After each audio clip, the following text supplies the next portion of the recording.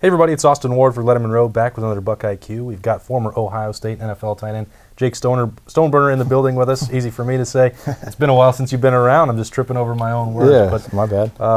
We're breaking down the rest of this signing class, and when Ohio State gets a tight end, we've got to turn to our tight end, Cormontae Hamilton.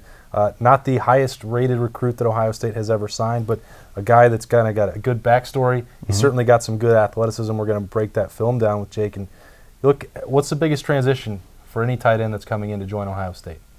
Blocking. As unsexy as that sounds, that's the only way you're going to get on the field quicker, because then they can trust you to be out there when it's a running play and not show their hand like, okay, this athletic tight end's coming out, okay, we're passing it. If you can be able to do both, it keeps the defense on their heels, and most guys, I was the same way. You come out from being a receiver to being maybe a running around tight end to all of a sudden having to go block defensive ends in the Big Ten. Yeah. It's not the easiest of transition. It takes a few years. So that's the biggest leap people usually have to take. Athleticism, that stays there. You're only going to build on top of that. Sure. It's getting in the trenches where it really starts. I think that might be the same lesson there. We talked last summer, Stoney, about Jeremy Ruckert coming in and number one recruit in the country at that position. It's still really hard, right? It's not just Ohio State. All over the country, to play tight end is a physically demanding position. Yep. They ask you to do a lot of different things. It also is a benefit. You talked about it taking a year or two. Well, you have Luke Farrell and Rashad Berry, experienced guys. So it seems like this pipeline, at least at tight end, is filling up a little bit so that you can take that time to develop. Yeah, exactly that. It allows you to get bigger, stronger, because coming out of high school, you might weigh 200, 230 pounds. Going against guys who weigh 290 pounds, that just doesn't add up. It allows you time to beef up a little bit, gain some weight. I know I put on about 25, 30 pounds when I was there.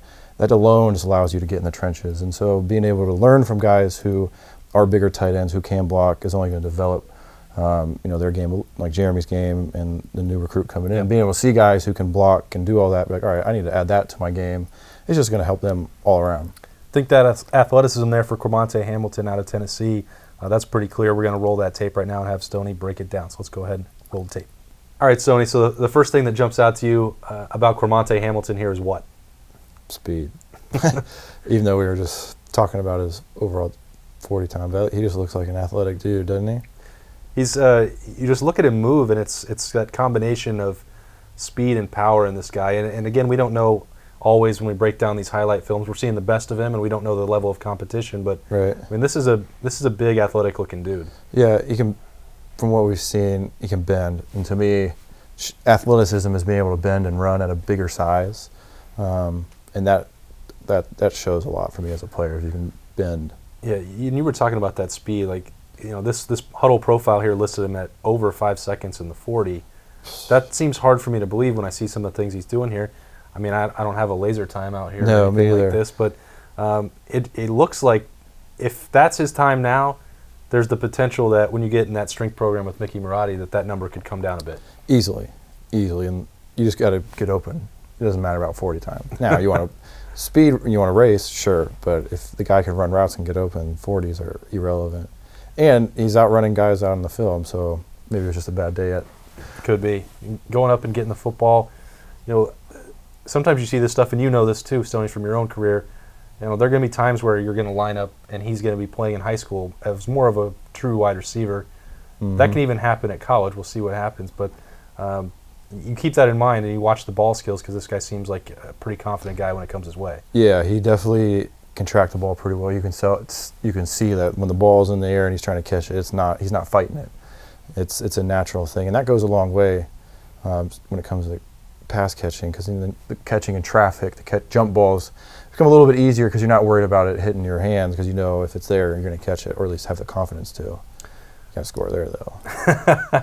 The way this guy moves, the way he appears to be built, I mean, I feel like I'm watching a little bit of Rashad Berry here. Am I wrong in that? No doubt. Same build. He looks thick on this film, and that's in high school, so he's probably, he's already almost 250. That's a big guy already. Powerful. Got to see how he blocks, but that's not going to be put on the highlight film. I wouldn't suggest that. You can see him; he catches it so naturally. That's a big thing, especially with bigger guys. You want to be able to trust their hands. So you weren't sending highlight films out with any blocks on it, or? Nope. I had a few, but those were like when you would send, like the 15-minute out highlight film where it was actually like actual film. Yeah, no. I don't think any blocking's on YouTube nowadays. It's funny how that works, because that's the first way that you get that playing time at Ohio State. But no doubt. But you want to catch the attention with putting the ball in your hands, I suppose. Yeah, this guy. I mean, that looked like a receiver right there. The way he came back to the ball, caught it. They can use him correctly. He's got some great weapons.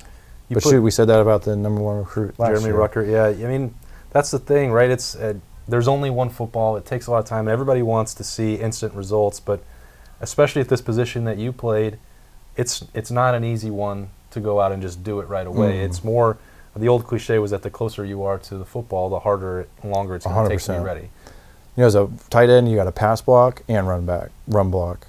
You got to be able to catch the ball and run routes. So you got to know just as much as the quarterback in the center, because you got to, you know, you're not in on every pass route. You might have to block the DN, or you might be out on the route, or on a run play you might be out running a route. It's just a lot of people underestimate the tight end. They got to know just as much as everybody else, if not more, definitely more than like a receiver or a tackle, because those guys don't have to run, you know, the run plays too much. You're an integral part in both of them. Well, we're never going to let anybody underrate the tight end position in here. So nope. That's why you're here at Lettermen Row. I appreciate that. Us. This is Cormontae Hamilton's high school film. He is signed, sealed, delivered, heading to Ohio State. Play a little defense, huh? Get him on both sides of the ball. You know, again, Rashad Berry, right? Yeah, absolutely. So he'll be breaking it down the next time that Stoney's in here. We'll get him in some scarlet and gray, see what Cormontae Hamilton can do as a freshman and down the road. For Stoney, I'm Austin Ward. We'll see you next time on Lettermen Row, BuckIQ.